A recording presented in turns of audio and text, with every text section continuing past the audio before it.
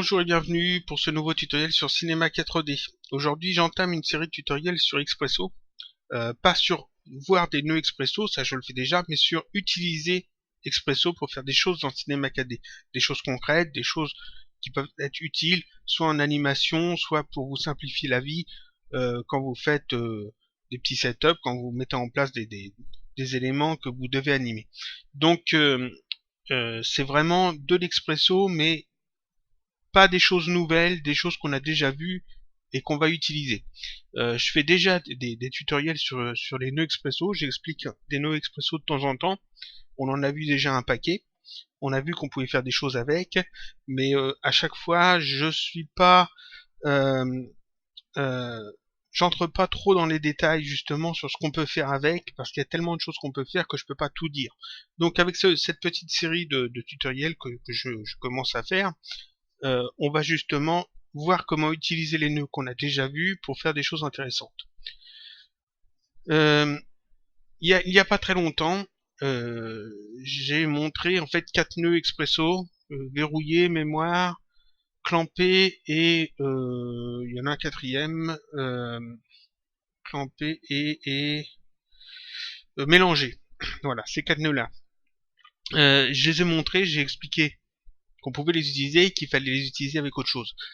Aujourd'hui, on va en prendre un de ces 4 et puis on va voir ce qu'on peut faire avec. On va prendre le nœud mémoire parce qu'il est très intéressant et on va voir comment on peut l'utiliser. Alors, on peut faire des choses très sympas avec le nœud mémoire. On peut généralement l'utiliser pour retenir en fait des données dans des setups plus complets, mais si on ne fait pas ça, si on l'utilise simplement pour juste garder en mémoire une position dans la scène, on peut faire des trucs assez intéressants avec MoGraph et ce nœud mémoire. Donc comme on va travailler sur Expresso, je vais peut-être ajouter un neutre. Non, je le mettrai directement sur un des éléments. On va utiliser MoGraph, donc je vais prendre d'abord un cloneur. C'est un petit effet qu'on va voir. Donc j'ajoute un cloneur, je vais mettre dans ce cloneur, je vais mettre des objets. Alors par exemple je vais mettre un cube parce que c'est très simple le cube. Je vais le faire tout petit ce cube, alors on va le faire de 20 cm de côté. Ça devrait bien 20 cm de côté, ça fait un tout petit cube. Je le mets dans le cloneur, donc le cloneur va cloner le cube. Ça c'est quelque chose qu'on sait déjà faire. Le cloneur, je vais aller jouer un petit peu avec ses paramètres. Alors je rappelle que MoGraph, on l'a vu en long et en travers dans d'autres tutoriels, j'ai déjà expliqué tout ça, hein. Mais bon, je remonte un petit peu en même temps. Donc ici le mode, je vais prendre répartition sur une grille, ce qui permet d'avoir en fait plusieurs clones répartis sur une grille en 3 dimensions. Ici je peux jouer avec la quantité, on va en mettre un petit peu plus, peut-être on va en mettre 6 sur 6 sur 6. Voilà, comme ça on a beaucoup. Ça fait peut-être beaucoup, on va mettre 5. 5, ça fait un petit peu moins, c'est un peu plus aéré. Ensuite, on peut ajouter des effecteurs sur ces clones. Pour ça, on sélectionne le cloneur, on va dans MoGraph, effecteurs, et puis ici on a tous les effecteurs qu'on peut ajouter. Je vais ajouter un effecteur randomisation qui donne du hasard au clone. Voilà, ça ajoute du hasard. On va zoomer un petit peu en arrière. Ici, comme on a dans tous les paramètres de l'effecteur randomisation, on va aller d'ailleurs dans paramètres. Ici, on voit qu'il met du hasard de 50 cm dans les 3 directions. On va mettre un peu plus, on va mettre 100 cm dans chaque direction. Voilà. Si je fais lecture, alors ici, je vais mettre 750 frames pour être large, pour être tranquille. Si je fais lecture, en fait, il se passe rien parce que forcément, c'est pas animé. On peut animer la randomisation, donc on va le faire. Parce que si on peut le faire, autant le faire. Pour ça, je vais ici dans effecteur, toujours dans l'effecteur randomisation. Ici, mode de randomisation, je choisis en fait soit le bruit, soit la turbulence, qui sont des modes de randomisation animés. Donc le bruit ici, c'est très bien. Si je fais bruit, je fais lecture, on voit que maintenant ça bouge. Ça bouge, mais ici, ça bouge pas comme j'aimerais en fait. Il faudrait que ça bouge en fonction de chaque clone et non pas en fonction d'une entité comme ça, comme une vague. Donc ici, il faut cocher indexé. Si je coche indexé, voilà, là ça bouge un peu plus comme une nuée d'insectes, par exemple. Euh, c'est un peu plus chaotique, un peu plus fouillis, c'est parfait. Vitesse d'animation, ici on peut changer ça, enfin, tout à 0. Par exemple, on va mettre seulement 20. Ça bouge beaucoup plus lentement. On peut mettre un peu plus, peut-être 40, 30, ah, 30. Voilà, 30, ça a l'air pas trop mal. Ça bouge lentement, un peu dans tous les sens, c'est parfait. Genre, je mets stop l'animation, je reviens à 0. Donc là, on a notre petit effet de fait. Pour l'instant, on n'a pas encore utilisé Expresso. Ça va venir. Je vais ajouter un élément dans la scène. Alors, on peut prendre n'importe quoi. Ici, je vais prendre un cube parce que c'est plus simple. Je vais l'allonger, le mettre surtout en hauteur et sur X et Z, je vais mettre seulement 50. Voilà, comme ça, j'obtiens une sorte de bâton. On va même mettre moins 30. Voilà. Et puis là, un peu plus, on va mettre 40, 400. Voilà, c'est parfait. Donc voilà ce que j'obtiens. Comme ça, j'ai tous les petits cubes qui gravitent en quelque sorte autour du cube allongé. Euh, Là, le mouvement est sympa, mais j'aimerais que ça bouge encore un peu plus. Donc en fait, je vais sélectionner le cloneur et je vais ajouter encore un élément dessus, encore un effecteur. Ici, dans les effecteurs, je vais aller chercher l'effecteur temps, qu'on a déjà vu aussi, qui va permettre de faire tourner les clones sur eux-mêmes. Donc ici, si je fais lecture maintenant, en fait, les clones tournent sur eux-mêmes. Vous voyez, si je désactive l'effecteur temps, ils ne tournent pas. Si je remets l'effecteur temps, on voit que ça tourne. Et pareil avec les randomisations. Ici, si je le désactive, c'est pas mis de manière aléatoire, mais ça continue de tourner parce que l'effecteur temps est activé. Donc voilà. Donc là, j'ai mon petit effet de fait. Je veux maintenant que... Alors, imaginons que ça puisse être d'autres éléments. Ça pourrait tout à fait être, à la place du cube allongé ici, je pourrais avoir un véhicule, une voiture par exemple, mis sur un plan, juste une photo d'une voiture, hein, ça suffirait. Et à la place des cubes, j'aurais des petits nuages de fumée par exemple. Et tous les nuages de fumée tourneraient autour de l'image du véhicule. Ça c'est un exemple. Ça pourrait être aussi une soucoupe volante avec des petits effets d'halo lumineux autour, avec des lumières avec des lueurs, par exemple, des choses qu'on a déjà vues. Ça pourrait être beaucoup de choses. On pourrait voir pas mal de petits effets qui partent de ce principe-là. Ici, le cloneur, je vais le mettre enfant du cube. Comme ça, quand je vais bouger le cube, le cloneur va bouger aussi. Voilà. Je mets ça enfant du cube. Donc, j'ai le cube, j'ai le cloneur, et dedans, j'ai les petits cubes. Donc, si je bouge le cube ici, vous voyez que tout bouge en même temps.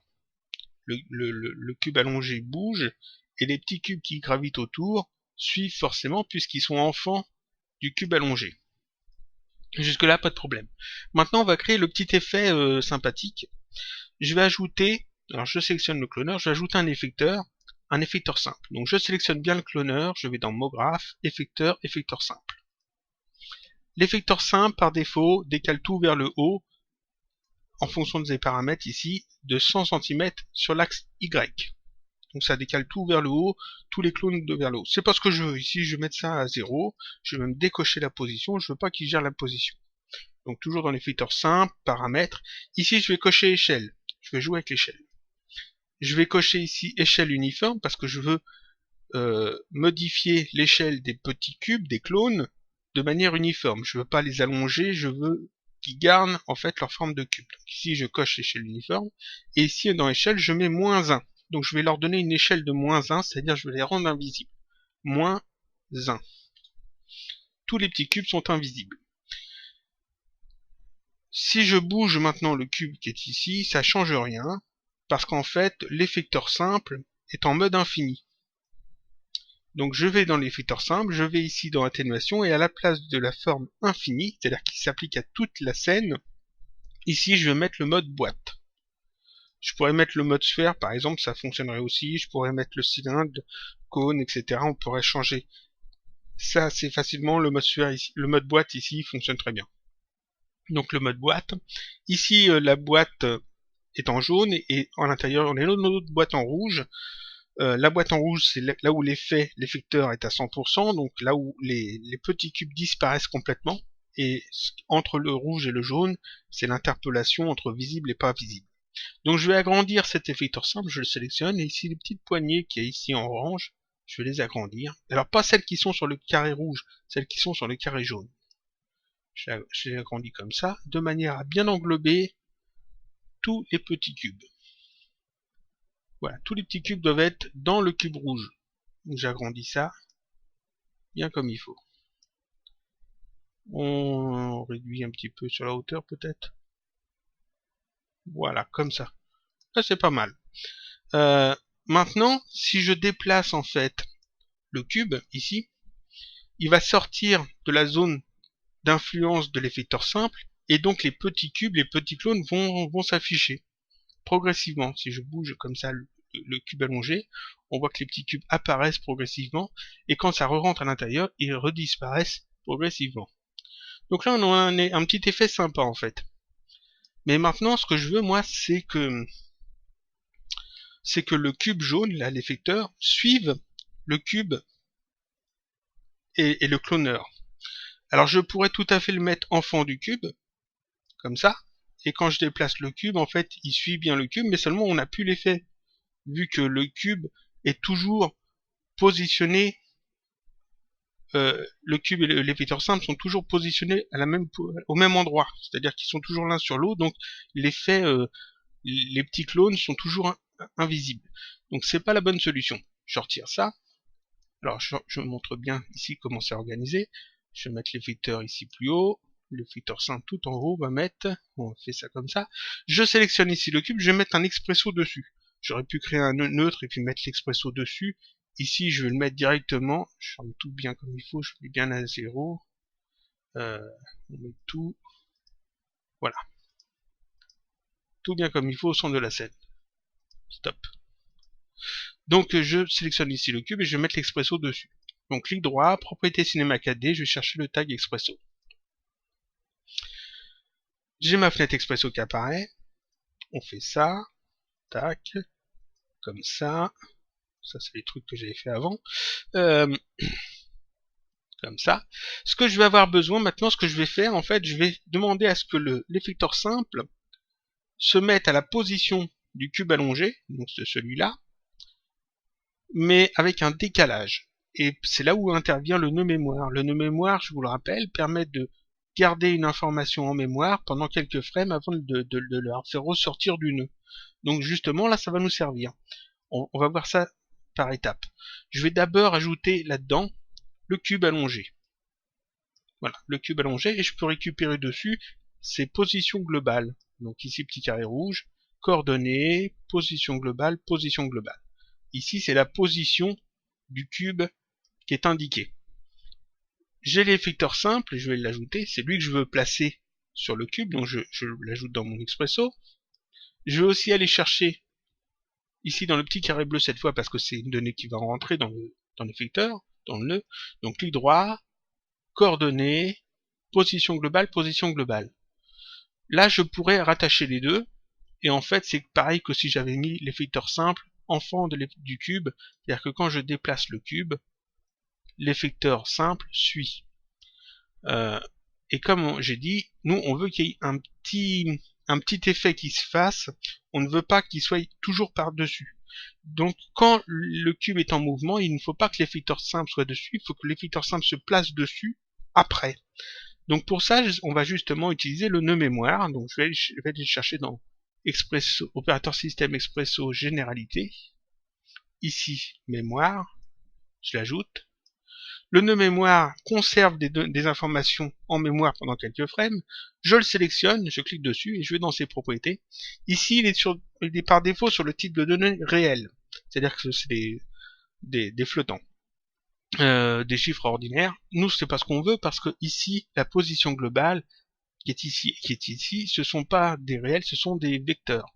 Si je fais un clic droit information sur le peur, on voit qu'ici, c'est un type vecteur. Donc la valeur, c'est un vecteur.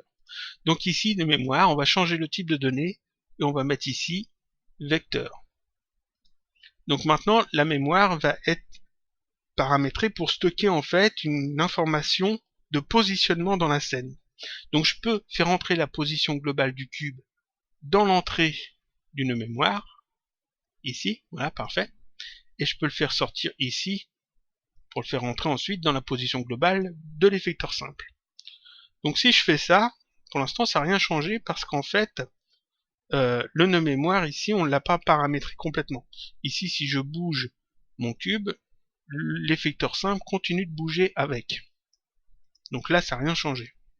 Seulement le nœud mémoire, on peut cliquer dessus et dire ici, dans ses propriétés, je veux que tu conserves par exemple 21 21 informations, c'est-à-dire sur 21 frames, il va conserver la position globale du cube. Ça rentre là-dedans. Et je veux qu'il fasse sortir cette information au bout de 20 frames. Donc 20. L'étape d'historique doit toujours être inférieure au niveau d'historique. C'est-à-dire qu'ici, si je mets 21, ici je peux pas mettre 21. Si j'essaie de mettre 21, il me met obligatoirement 20. Il y a toujours un de moins. Parce qu'il y a toujours la frame actuelle. Donc en faisant ça, qu'est-ce que ça va faire? Quand je vais déplacer le cube, la position globale du cube va sortir par là, va rentrer dans le nœud mémoire, ça va attendre 20 frames, et ensuite ça va sortir ici, et ça va déplacer l'effecteur simple pour qu'il aille se positionner sur la position du cube. Donc il y aura un décalage entre où est-ce que se trouve le cube et où est-ce que se trouve l'effecteur simple. Et en faisant ça, notre petit effet de cubes qui apparaissent ou qui disparaissent, et ça devient tout de suite beaucoup plus intéressant, parce que je vais mettre lecture, j'ai pas besoin de mettre lecture normalement, ça devrait marcher directement comme ça. Si je déplace en fait le cube ici, si je le déplace, il sort en fait de l'effecteur, donc les petits cubes apparaissent, et l'effecteur lui s'efforce d'aller rejoindre la position du cube allongé, et quand le cube allongé s'arrête, hop, l'effecteur vient se remettre dessus. Il faut que je mette lecture pour que ça soit vraiment plus crédible. Voilà. Comme ça, quand j'arrête de bouger le cube allongé, l'effecteur simple vient cacher en fait les cubes. Hop là. Et là, on a créé un petit effet tout bête, tout simple, juste avec le nœud mémoire, et ça peut être très sympa cet effet. Par exemple, imaginez un petit véhicule en 2D, par exemple. Ça se fait pas mal comme style. Un petit véhicule en 2D, c'est-à-dire juste un plan avec dessus l'image d'un petit tank ou d'une voiture, d'un vieux taco.